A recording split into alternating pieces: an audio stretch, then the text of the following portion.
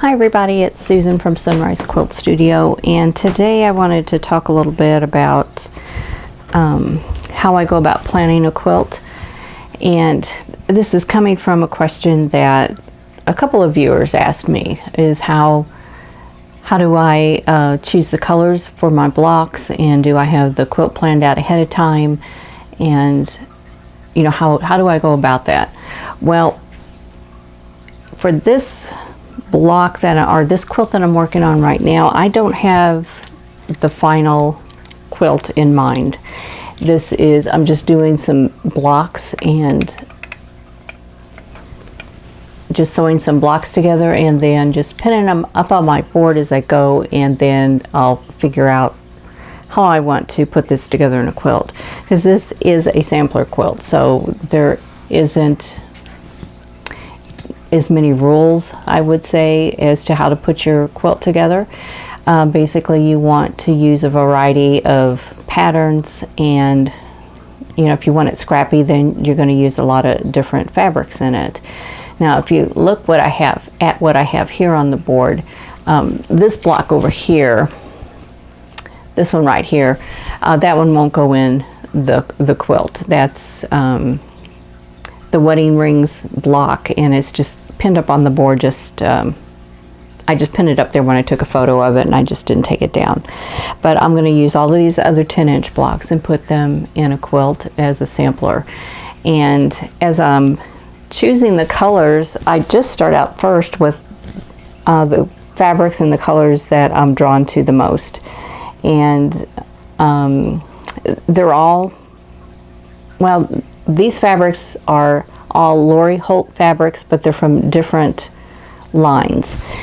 Some of them are Prim, some are Stitch, some are B Basics. But if you have sewn with any of a designer's fabrics for any length of time, you'll see that usually each designer tends to follow the same colorway or the same style, so things tend from one line to the other will tend to go together. Now with Lori Holt, she has these colors that she likes to use, and she repeats them in her fabrics. Even though the prints are different, those colors tend to show up on each line. So what I have here is I have yellows, teals, red, green, and I do have one that's a little bit more blue. And that one I think is from the flea market line. That's a leftover I had from the flea market line. But as I'm going along, then I look at what I've already made and decide what I'm short on. Like right now when I'm looking at this, I'm short on greens. And that's because I didn't want this to look like a Christmas quilt, so I was kind of holding back on the greens, because when I pull those greens out, I'm always wanting to pair them with red or the deeper pinks, which to me reads Christmas. The teals are my favorite, the teals and the pinks, so those were showing up a lot, so I'm purposely pulling myself away from those.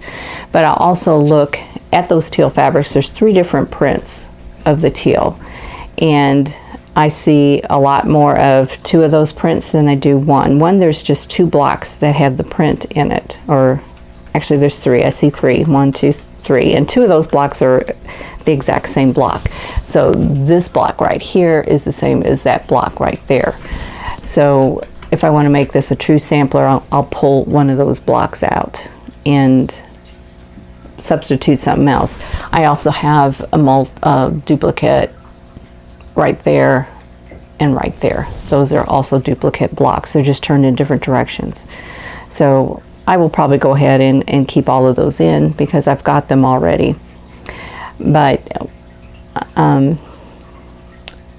basically what I do is just what I stated. I'll pin them on the board as I make them, and then each time I plan a new block, I look and see, okay, what am I lacking? What color have I been avoiding? And then I find a block that I think will look good in there. There for a while I had a lot of yellow because I kind of started with pinks and teals and yellows, and so I started pulling away from them and then started pulling in the red.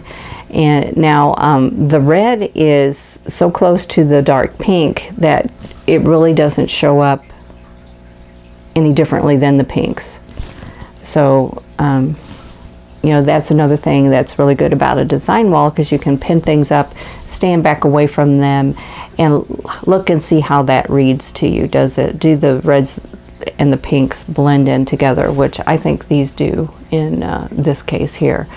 So my plan is to make this quilt a 5x5. So I'll have 5 rows across, 5 blocks across and 5 blocks down. So I need 25 blocks. So right now I have 22 blocks, and so I need 3 more. And then I think I'll be ready to put together into a sampler quilt. And I am going to use sashing between these blocks. I don't know if I'll use a color or print for the sashing. Let me say that again. I don't know if I'm going to use a solid color for sashing, or use a print for sashing, or use a low volume for the sashing. I haven't decided. I know the low volume sashings are really popular right now, but they just don't draw me that much. I prefer something that is really going to separate the blocks so they don't look like they're floating.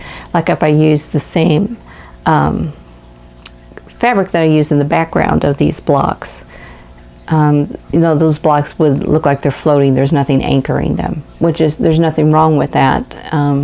It's just that when I do sampler blocks, I like my sashing to anchor things down. And I think I will probably go ahead and do that, but I just haven't decided what color yet that I want to use. So that will come next. So I don't always have my quilts planned out from the very beginning. And a lot of that has to do with the fact that I've never had software to help me with that before. I always used graph paper and colored pencils, and it's a little bit harder to change your mind as you're doing that. So a lot of times I would just do what I'm doing here, pin things on the wall and make decisions as I go along. And that's what that's what I call flying by the seat of my pants. I don't have things planned out ahead of time. I make decisions as I go. Now I do have EQ8 now, and I can put all of these blocks into the software and plan the quilt out. I haven't done it for this one, but I can do that, and I probably will, because I do have the software now. But you know, sometimes I just want to come down here to the studio and start cutting fabric and sewing it together and see what happens. And so that's what I've done with this quilt here. So I hope that answers some of your questions about how I choose colors and how I design my quilts, if I have a plan ahead of time. The answer is sometimes I do, sometimes I don't. And with the colors, I tend to pull all from one line. Now when I get this one done, I'm going to work on a completely different designer. It's not going to be these vintage colors. It's a completely different designer, and it's a quilt that I have planned out ahead of time. So that'll be a totally different experience, and I will take video as I'm going through that and show that to you. So I hope you enjoyed this video. I hope it answered some of your questions. Don't forget to click the like button if you like this video, and subscribe if you haven't already, and share this video with your friends. And don't forget to click that notification bell so it'll notify you when the next video comes up. And in the meantime, I hope you're all staying safe and healthy, and I'll see you in the next video. Thanks for watching. For more quilting ideas, click on the video links. And to keep up with my latest projects, click on the subscribe button. I hope to see you again soon.